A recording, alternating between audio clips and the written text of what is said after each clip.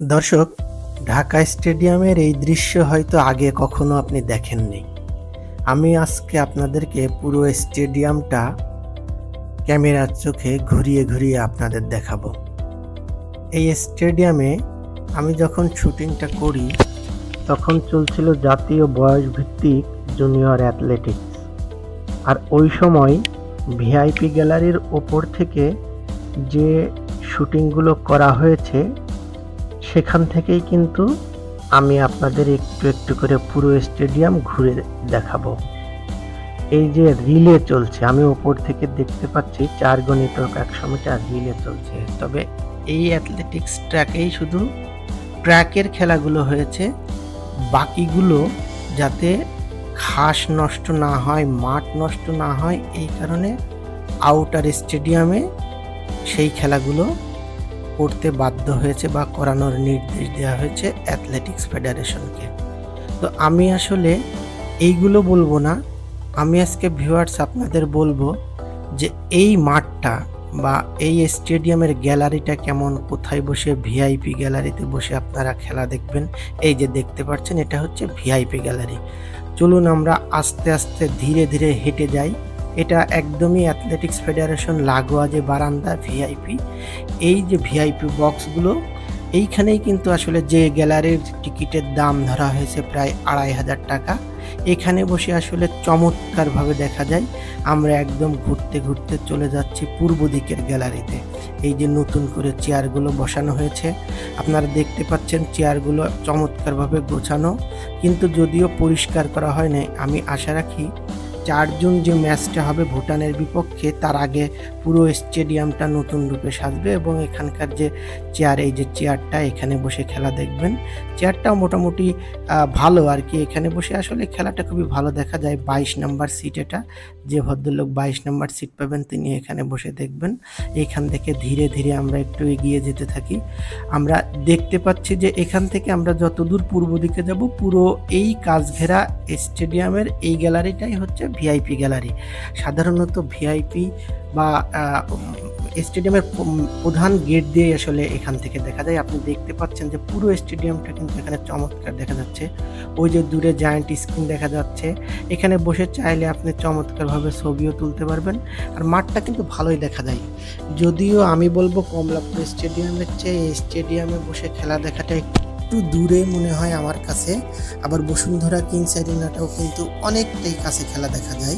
এই যে মাঠ, আমরা ঘাস দেখতে পাচ্ছি। মাঠের ঘাস নিয়ে কিন্তু আমি যদি একটু কথা বলি, ঘাসটা কিন্তু একেবারেই মানে মানসম্পন্ন ঘাস হয়েছে সেটা বলবো না। এখানে কতটা স্বাচ্ছন্দ্যে হামজা চৌধুরীরা খেলতে পারবেন এই ঘাসের উপরে, সেটা কিন্তু বলা যাচ্ছে না। ধরেন অনুশীলনটা ছিল গত কয়েকদিন ধরে, যে পরিমাণ বৃষ্টি হচ্ছে, ঘাস যাতে নষ্ট না হয় এই জন্য এই অনুশীলনটা শেষ পর্যন্ত হাবিয়ের কাবরেরা সরিয়ে নিয়েছেন বসুন্ধরা কিংস অ্যারেনায়, এবং প্রথম দিনের অনুশীলনটা হয়েছে সেখানে। আর এই ঘাসটা ততটা ভালো না, আমি যতদূর শুনতে পেরেছি এই ঘাসটা কিন্তু তুলে ফেলা হবে। অর্থাৎ প্রথম দিন 4 জুনের ম্যাচটা খেলার পরে এবং 10 জুনের সিঙ্গাপুরের বিপক্ষে এশিয়ান কাপ বাছাই খেলা শেষ হলে পরে এই ঘাস তুলে নেওয়া যেতে পারে, বা এই ঘাসটা তুলে নিতে পারে, নতুন করে হয়তো আবার ঘাস লাগানো হতে পারে। দেখেন ঘাসের কিন্তু কালার বা রং সেটা কিন্তু এক না, আর এক রকম। এখন আমরা দেখেন যে চমৎকার দূরের ভিউটা কিন্তু খুবই সুন্দর লাগছে। এবার একটু ফ্লাড লাইটের ইস্যুতে আসি। ফ্লাড লাইটের লাক্স, কত লাক্স লাগে ফিফার রুলস এবং গাইডলাইনে যেটা আছে আমরা কিন্তু সেটা জানি, যে চমৎকার একটা ফ্লাড লাইট বসানো হয়েছে এবং শুধু একটা না, চারপাশে যখন সন্ধ্যার সময় আমরা দেখি যে ফ্লাড লাইট জ্বালানো হয়, খুবই অসাধারণ আলোকিত হয়ে ওঠে। নতুন করে ফ্লাড লাইটের যে পরিমাণ লাক্স বা যে পরিমাণ আলোর দরকার, এই ফ্লাড লাইট সেই আলোগুলোই সরবরাহ করবে। আমরা যতদূর জানি যে এই ফ্লাড লাইটের আলোতেই আমরা মোটামুটি খেলাটা খুবই ভালোভাবে আমরা দেখতে পারবো, কারণ আমরা জানি যে অনেক দিন আগেই বাংলাদেশের এই স্টেডিয়ামটা সংস্কার কাজ চলছিল এবং এই সংস্কার কাজের একটা বড় অংশ ছিল ফ্লাড লাইট, এবং দেখতে পাচ্ছেন এই ফ্লাড লাইট সন্ধ্যার সময় কিন্তু জ্বলে ওঠে। আর এটা হচ্ছে জায়ান্ট স্ক্রিন, এখানে আসলে খেলার হাইলাইটস দেখানো হবে এবং মাঝে মাঝে স্কোর লাইন অথবা বাংলাদেশের ফ্ল্যাগ সিঙ্গাপুরের ফ্ল্যাগ, অর্থাৎ অ্যাওয়ে ম্যাচে যারা থাকবে তাদের ফ্ল্যাগগুলো এখানে ভেসে উঠবে, স্কোর লাইন ভেসে উঠবে। এই জায়ান্ট স্ক্রিনে মাঝে মাঝে খেলার হাইলাইটসও হয়তো দেখানো যেতে পারে, যদিও এই স্ক্রিনে আমরা খুব বেশি খেলার হাইলাইটস দেখি না, বিজ্ঞাপন মাঝে সাথে দেখাই এইগুলো আর কি।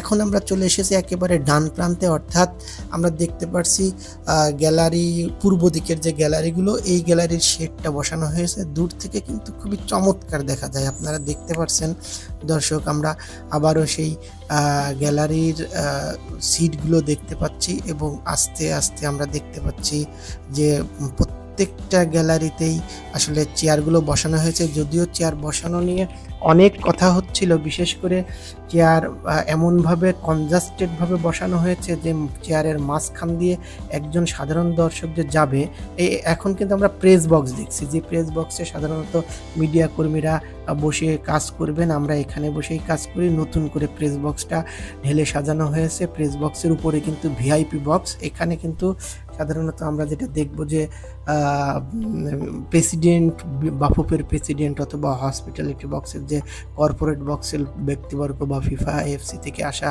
কোনো কর্মকর্তা বা অন্যান্য ভিআইপিরা হয়তো এই সাংবাদিকদের ট্রিবিউনের উপরের যে পার্টটা দেখা যাচ্ছে ওইখানে বসবেন আসলে। আর আবারও আমরা চলে এসেছি চেয়ারগুলোর সামনে। চেয়ারগুলো আসলে আমি যে গ্যালারি থেকে ভিডিওটা করেছি সেখানেই কিন্তু এই চেয়ারগুলো রাখা আছে। আর একটা ইন্টারেস্টিং বিষয় আপনার বলবো যে দেখেন, এখানে কিন্তু দর্শক একটা কাঠের চেয়ার, মানে কাঠ এবং বেতের চেয়ার, এটা ঠিক কাঠ না, বাঁশ দিয়ে তৈরি একটা চেয়ার বানানো হয়েছে। এটা আসলে আমার ধারণা কেউ শখের বসে এখানে বানিয়ে রেখেছেন। এই স্টেডিয়ামের মানে এখানে বসে শৌখিনভাবে অনেকে হয়তো খেলা দেখতে পারেন।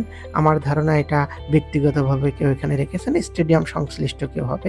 এবং এখানে দাঁড়িয়ে আমি কিন্তু দেখতে পাচ্ছি পুরো স্টেডিয়ামটা অসাধারণভাবে দেখা যাচ্ছে। দেখেন বিকেলের আলোটা একদম সুন্দরভাবে পড়েছে স্টেডিয়ামে। ওই যে মশাল যেখানে রাখা হয় সেটা দেখা যাচ্ছে। মশাল থেকে আস্তে আস্তে আমরা পুরো 360 ডিগ্রি অ্যাঙ্গেলে যদি স্টেডিয়ামটা ঘুরে ঘুরে দেখতে পারি, সেইভাবেই দেখানোর চেষ্টা করছি। একদম পুরো এক পাশ থেকে আর এক পাশ গ্যালারি এবং স্টেডিয়ামটা আমরা দেখানোর চেষ্টা করছি। নতুন করে সেজে ওঠা যে স্টেডিয়াম, এই স্টেডিয়ামটা আমরা দেখতে পাচ্ছি। দর্শক দেখতে পাচ্ছি যে দেখেন, আমরা কিন্তু ধীরে ধীরে আবার চলে যাচ্ছি সেই মেন গেটের দিকে, অর্থাৎ প্রধান গেটের দিকে আমরা একটু এগিয়ে যেতে থাকবো। প্রধান গেটে এই যে আমরা যেখান থেকে শুটিংটা শুরু করেছিলাম সেখান থেকে আবার দেখেন চমৎকারভাবে দেখা যাচ্ছে যে আমরা ডান পাশ এবং বাম পাশ দিয়ে একটা ওভারভিউ, অর্থাৎ আপনার বার্ডস আই ভিউ যেটা বলে, সেইভাবে আসলে আমরা দেখানোর চেষ্টা করছি। আমরা এখান থেকে আবারও ভিআইপি বক্সের দিকে যাওয়ার চেষ্টা করি। এইখানে ভিআইপি বক্স বলতে আসলে সাধারণত আগে যেটা দেখতাম যে প্রধানমন্ত্রী বা রাষ্ট্রপতি বা ওই মন্ত্রণালয়ের কর্মকর্তারাই আসলে এই গ্যালারিতে বা এই স্ট্যান্ডে বসতেন, কিন্তু সেটা হচ্ছে কাচ ঘেরা ঘরে, যেটা ওই দূরে আপনি দেখতে পাচ্ছেন। আর এটা হচ্ছে বিভিন্ন ফেডারেশন, এটা উশু ফেডারেশনের কার্যক্রম চলছে। আসলে এই স্টেডিয়ামে কিন্তু প্রচুর ফেডারেশনের অফিস কক্ষ আছে, অ্যাথলেটিক্স, উশু, বাসাব, জিমন্যাস্টিক্স, তো সেইগুলোরই আসলে বিভিন্ন রুম। আর আমি আবারও 360 ডিগ্রি অ্যাঙ্গেল থেকে বার্ডস আই ভিউ থেকে ওই মাঠটা দেখানোর চেষ্টা করছি। এবং এখান থেকে আমরা যদি একটু এগিয়ে যাই, আমরা দেখতে পাবো যে এখান থেকে আমরা আবারও সেই ভিআইপি বক্সের দিকে এগিয়ে যাচ্ছি। যে ভিআইপি বক্সের দিকে আমরা গিয়ে আবার নতুন করে দেখতে পাবো এখানে আমাদের আসলে যেটা বলছিলাম যে রাষ্ট্রপতি বা প্রধানমন্ত্রী বা প্রধান উপদেষ্টা যাই বলেন, তারা হয়তো এই ভিআইপি গ্যালারিতে বা ভিআইপি স্ট্যান্ডে বসেন, যদিও তারা বসেন আরও পাশের বক্সে। আর এইখানে আসলে মোটামুটি ভিআইপি হসপিটালিটি বক্স বা ভিআইপি বক্স যারা বসে। আর আরেকটা দেখতে পাচ্ছেন এখানে কিন্তু এই যে খাবার বা অন্যান্য কিছু রাখার জন্য বিভিন্ন এই যে স্ট্যান্ডগুলো রাখা আছে, এখানে পুরোটাই আসলে হসপিটালিটি বক্স, পুরো বক্সটাই তারা নেবেন। আসলে আমরা যতদূর জানতে পেরেছি রবি তার হসপিটালিটি বক্সটা কিনে ফেলেছেন। রবি অর্থাৎ রবি মোবাইল কোম্পানি, তারা কিনে রেখেছেন। তাদের থেকে যারা টিকিট কিনবেন হয়তো তারা এখানে বসে খেলা দেখার সুযোগ পাবেন। আসলে অনেক দিন ধরেই এই স্টেডিয়ামে দর্শক হতো না।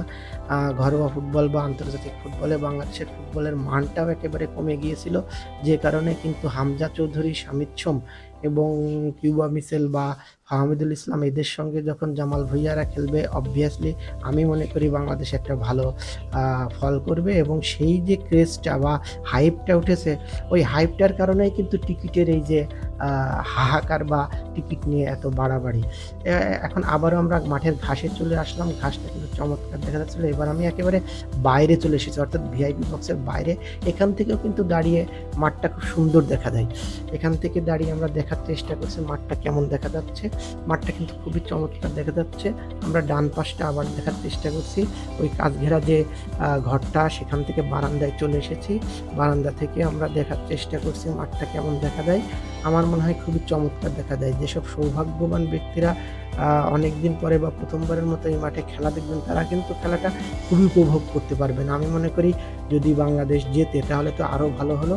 এই যে দেখতে পাচ্ছেন ইলেকট্রনিক ডিভাইস বা স্কোর, ইলেকট্রনিক যেসব প্যানেলগুলো লাগানো আছে, সেইগুলো আসলে এগুলো তুলে রাখা হয়েছে। এই আমরা শুরুতে যখন দেখি যে চারপাশে, মাঠের চারপাশে এই ডিভাইসগুলো বসানো হয়েছিল, কিন্তু যেহেতু জাতীয় জুনিয়র অ্যাথলেটিক চলছে, সেই কারণে এক পাশ অর্থাৎ পূর্ব এবং পশ্চিম পাশের এইগুলো সরিয়ে ফেলে।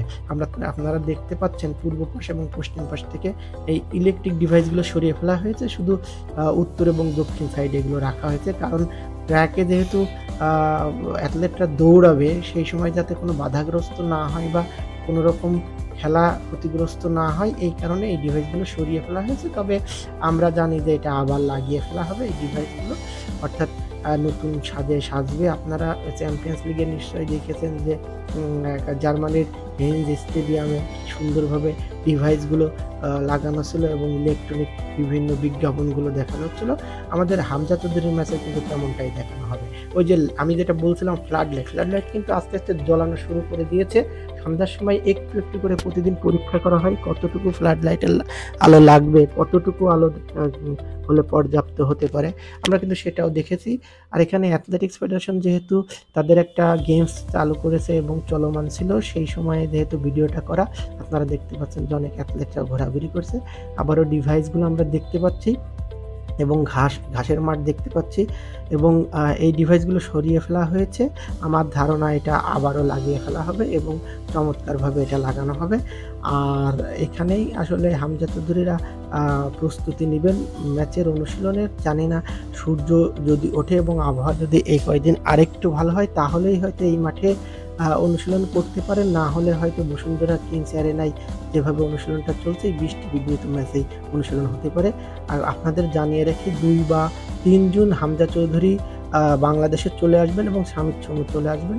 আমার যেটা ধারণা, হামজা চৌধুরী এলে শুধু অনুশীলন দেখার জন্য হয়তো অনেক দর্শক আসবেন। দর্শক, আমরা আমাদের ভিডিওর একেবারে শেষ পর্যায়ে চলে এসেছি। এই ভিডিও যদি আপনার ভালো লাগে, চ্যানেলটি সাবস্ক্রাইব করতে ভুলবেন না। ধন্যবাদ সবাইকে।